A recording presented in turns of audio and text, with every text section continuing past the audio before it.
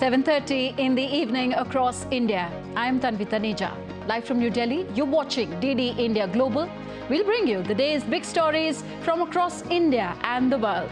Joining me from Washington, D.C. is my colleague, Caroline Malone. Caroline, good to see you. Good morning, Tanvi. It is 9 a.m. here in Washington, D.C. and 3 in the afternoon across Central Europe. Coming up in the next 30 minutes, we go live to Israel to get the latest on day 5 of a pause in fighting. But first, the headlines. Israel-Hamas abide by truce for another 2 days. Talks on for further extensions. Israel says for every 10 hostages released, it will extend the truce by 1 day. Rescuers near a breakthrough to rescue the 41 trapped workers in India's northern state of Uttarakhand. Chief Minister Pushkar Singh Dhami along with medical teams on the site. North Korea's new spy satellite photographs the White House and Pentagon. US and North Korean ambassadors engage in a heated debate at the UN Security Council. And curtains drawn on the 54th edition of the International Film Festival of India in Goa. Iranian film Endless Borders wins the Golden Peacock Award. Hollywood veteran Michael Douglas honoured with the Satyajit Ray Lifetime Achievement Award. India मैं आपसे बहुत प्यार करता हूँ. That's amazing.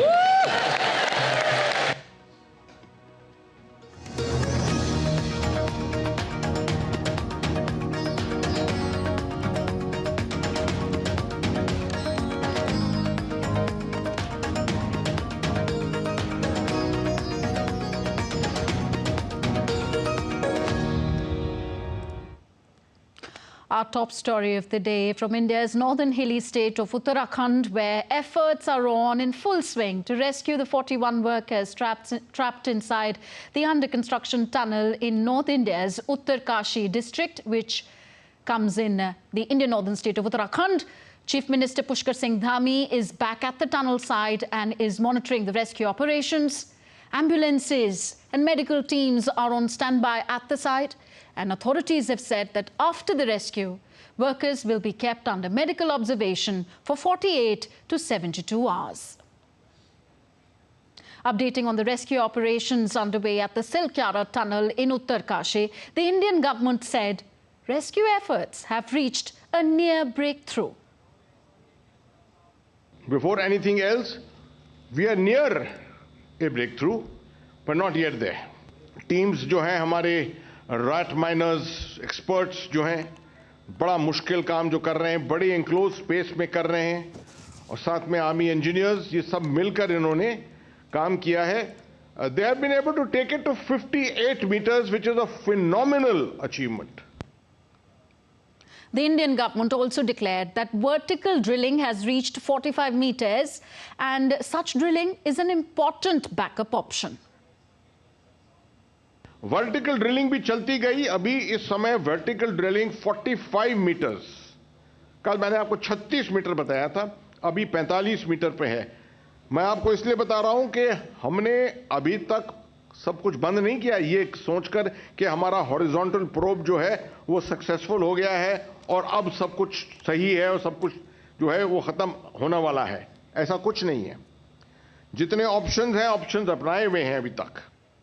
Now, DD India's Dibendu Mondal joins us live from Uttarkashi. Dibendu, it's a near breakthrough, but not there yet. 2 meters drilling is still left, was what we heard last at the National Disaster Management Authority press briefing. Okay, seems like Dibendu is unable to connect with us right now. We'll go back to the story. The situation right now is that it's the last leg of this rescue operation in Uttarkashi, where 41 trapped tunnel workers are near to coming out safe and secure. Earlier, our correspondent was telling us earlier in the bulletins that this rescue operation is in the final stage. Chief Minister Pushkar Singh Dhami has been on the site since this morning. He said, in fact, in the morning itself, one was very hopeful that these workers will come out alive soon. But then later in the press briefing, we were told by the National Disaster Management Authority head that it's still the situation. One has to be very careful to go with this thorough operation to get every trapped worker one by one out, and this process is going to take another 2 hours. Then that was what was told to us at 5 p.m. Indian Standard Time. So let's go to Dibendu, who's tracking the story. Dibendu, what is the situation now? When can we expect these trapped workers to come out of the Silkyara tunnel? Well, Tanvi, we have almost reached the breakthrough point. We are just about a meter away from the breakthrough point. As of 4 p.m., the government had informed us that we were 2 meters away from reaching the breakthrough point. In the last 3 hours, the latest development that we hear is that the Uttarakhand Chief Minister Pushkar Singh Dhami have already reached here at the Silkyara tunnel. He is taking stock of the situation minute by minute. And from any moment from now, we can see the workers being pulled out of the tunnel by the SDRF and the NDRF forces who have been here on standby for this particular rescue mission operation at the Silkyara tunnel. What we are hearing from the officials here is that it could take, in fact, some more time to see the workers walking out of the tunnel. Probably by midnight today, we can hear some good news coming in of the workers coming out of the tunnel that they have been trapped in for the last 17 days now. It is, in fact, Tanvi, just a matter of time now. It's just, in fact, we are just hours away from seeing the workers coming out of the tunnel. However, there is no particular timeline, official timeline perhaps, on when exactly we can see them walking out. But what we hear from our official sources here at Silkyara is that by midnight today, we could possibly see them walking out of the tunnel. Yes, one remains hopeful indeed. Dibendu, what arrangements have been made for these trapped workers, also of these rat miners, in terms of medical teams, trauma teams, ambulances and so on, immediately after these workers come out? Well, of course, there are these elaborate arrangements that have been put in place by the Uttarakhand government here at Silkyara. There are 41 ambulances already on standby, and they have taken their positions here at the Silkyara tunnel. They are, in fact, in their position since afternoon when the news broke about the rat miners reaching the breakthrough point. And as I said, we are just meters away from reaching to the workers. Once the workers will be coming out, they will be taken for a primary health checkup where doctors are already on standby inside the tunnel. After a primary health checkup, they will be shifted to a hospital which is about 30 kilometers from the Silkyara tunnel at the Chinswara area in the Uttarkashi district itself. And if any individual or trapped workers have any issues, complicated health issues, they will be airlifted to Rishikesh AIMS, for which Chinook, the Indian Air Force's Chinook helicopters are already put on standby, and a makeshift helipad has already been created by the district administration here at the Uttarkashi district. Dibendu, finally, are any family members of the rescue, these trapped workers there at the site? Have you heard from them? What has been their reaction so far? Well, we have been talking to a lot of the family members that have come here from across different parts of the country, whose loved ones, someone's brother, someone's son, or someone's husband is trapped inside this tunnel for the last 17 days. Once they heard this news, once this news broke on TV, they were elated with joy. They had come out shouting slogans that they have achieved victory. In fact, garlands were also being brought in by several of of the rescue operators that were here. We are also given to understand that perhaps these workers, when they walk out of the tunnel, they could be garlanded, and there is a sense of celebration here at Silkyara, because as we have been reporting since this afternoon, that we have almost reached the breakthrough point, and we are at the last leg of this massive rescue operation that has been undergoing for the last 17 days now. And Dibyendu, what do we know about the morale of the 41 workers still trapped inside the tunnel? Well, Tanvi, we have been talking to doctors and psychologists who have been treating them over the last couple of days now. We have also spoken to family members who on a regular basis go and speak to their loved ones who are trapped inside this tunnel. All have been telling us that, the trapped workers are very strong men. They are very high in spirits, and they're very confident that, yes, they will be making their way out of this tunnel very soon. Despite the odds, despite the difficult circumstances and situation in which they are completely high in spirits. They are healthy. Their health is being constantly monitored by doctors here. So once we have them out, we can perhaps be able to speak to some of them and get in fact more clarity on how they have managed to be inside this tunnel for the last 17 days. Dibyendu, this operation has extended to the 17th day today. A word about the superb tenacity, courage and skill of the rescuers, which we have been seeing on display for 17 long days now. Well, Tanvi, that goes beyond saying, like for the last 17 days, they have been relentlessly working round the clock. I have myself seen here that throughout the day, throughout the night, even in such a chilly winter night, the rescuers are not bowing down. They are relentlessly working round the clock, 24/7. Their spirits are always high. They have only one aim and ambition in their mind, which is that they have to get these 41 trapped workers, who they now consider as their own brother, out of this tunnel as soon as possible. And we all hope that that time has now come. In fact, by tonight itself, we are hoping that they will be walking out with garlands in their head and around their neck, in fact, celebrating this massive rescue operation, which is just on the verge of being a massive successful rescue operation. Yes, one keeps our fingers crossed. Well, the world is watching. We hope that all these 41 trapped workers come out safe and in good spirits. Thank you very much, Dibyendu Mondal, for joining us on DD India Global. On to the Israel-Hamas conflict now. Israeli forces and Hamas fighters abided by a truce for a 5th day on Tuesday. Now, a total of 69 hostages have been released by Hamas in return for 150 Palestinians released from Israeli prisons. My colleague Caroline Malone is in Washington, D.C. She gives us more on this and other stories making headlines around the world. Caroline, talks still on for further extensions in the truce. Yes, that's right, Tanvi. The heads of the US Central Intelligence Agency and Israel's Mossad met Qatar's Prime Minister in Doha on Tuesday to build on the 2-day truce extension between Israel and Hamas. However, sources say the outcome of the talks is unclear so far. Well, meanwhile, Qatar's Foreign Ministry spokesperson on Tuesday gave more information out on the release of hostages.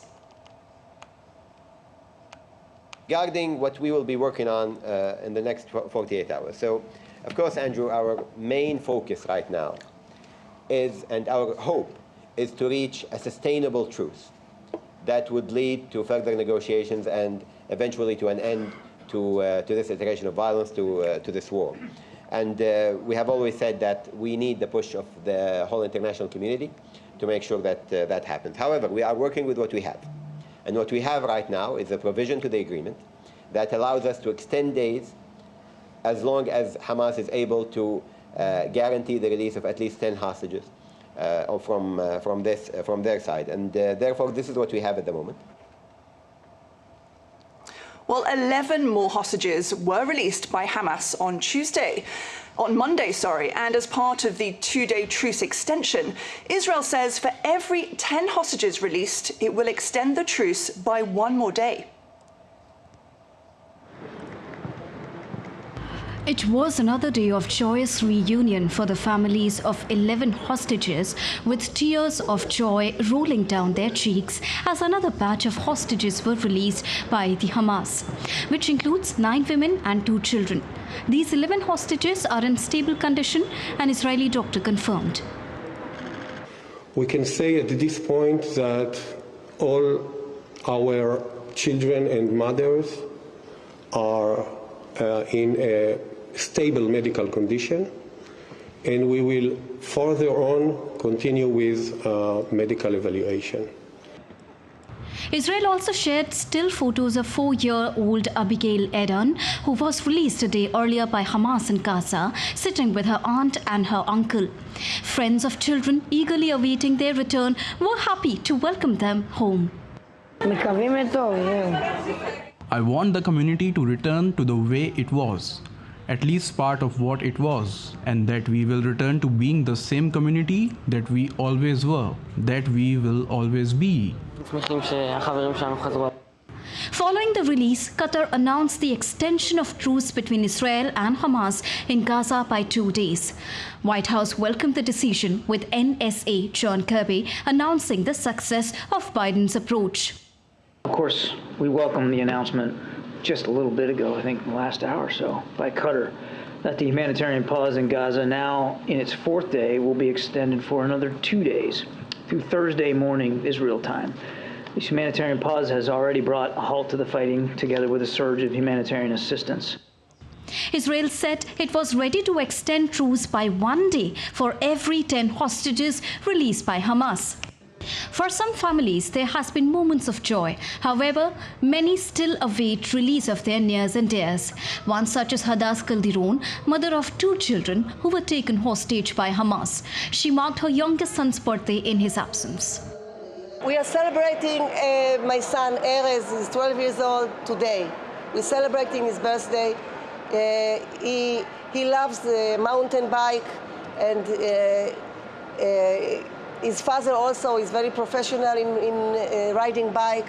So that's what you see, and I wish he could be here to enjoy with everybody and to feel like a normal boy. The wait for near and dear ones continue, but for how long will this wait continue remains to be seen. Well, for more on this story, DD India's Sarah Coates joins us live from Tel Aviv. So, Sarah, how is the truce going? Is it holding on day 5? Hello there, Caroline. Well, look, the IDF is reporting what would be the first major violation of this ceasefire.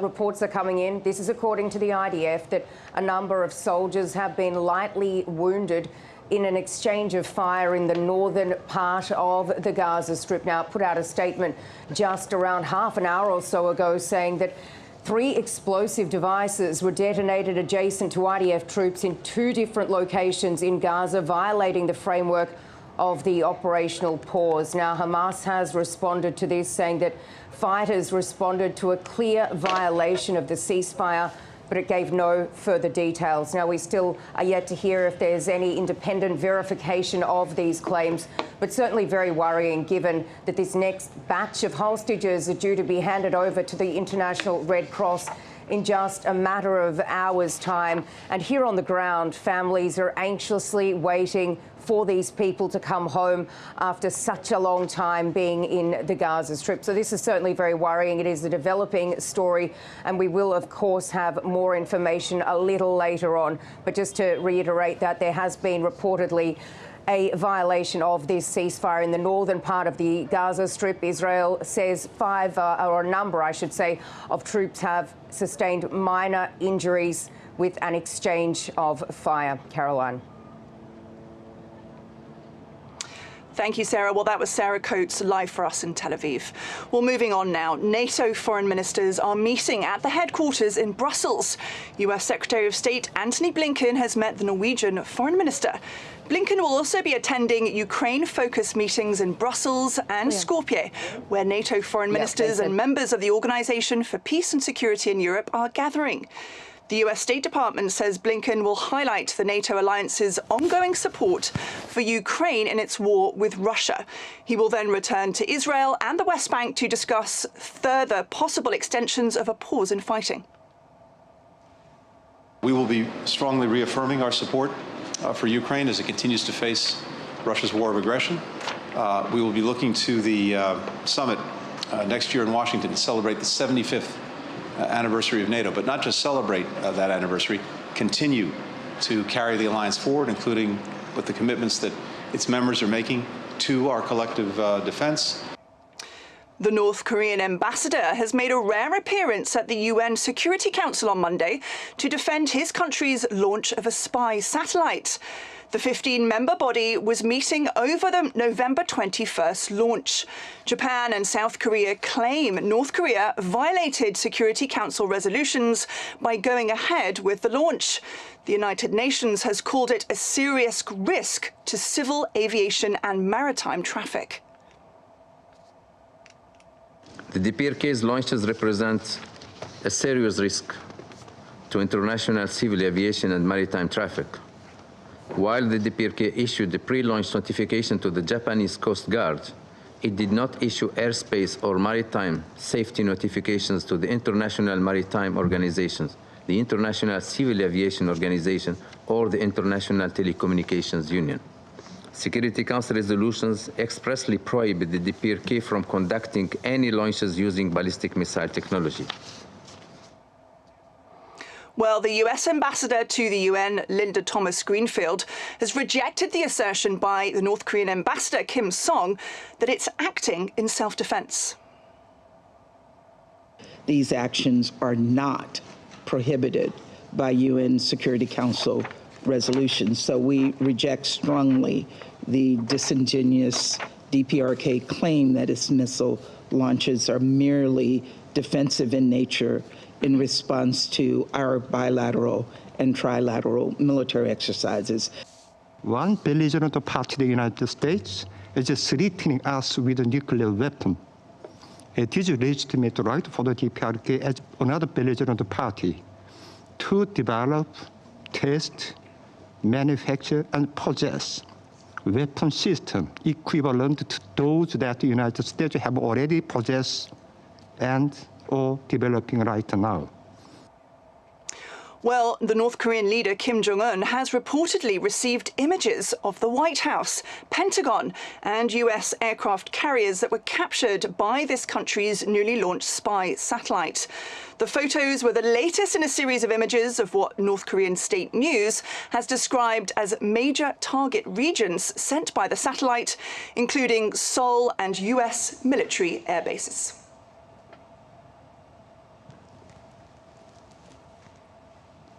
Well, that's it from me here in Washington. Back to you, Tanvi.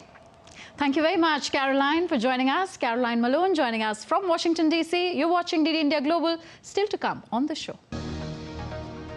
Ahead of COP28 in Dubai, UN Secretary General Antonio Guterres reiterates Antarctica and Greenland are melting well over 3 times faster than they were in the early 1990s. Two-time Academy Award winner Michael Douglas honoured with the prestigious Satyajit Ray Lifetime Achievement Award at the 54th International Film Festival of India.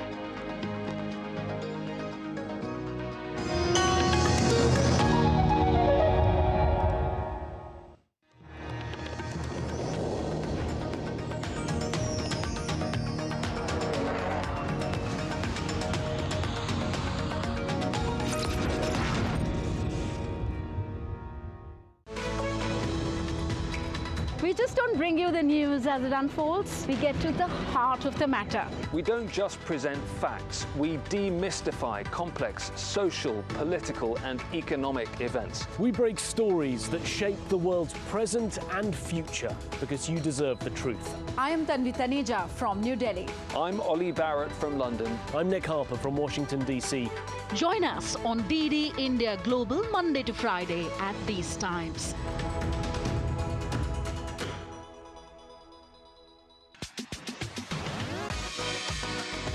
India that invents. India that innovates. India that excites. India that invites. Land of possibility. Teeming with opportunities. Watch India Ideas each Thursday, 8 p.m. only on DD India.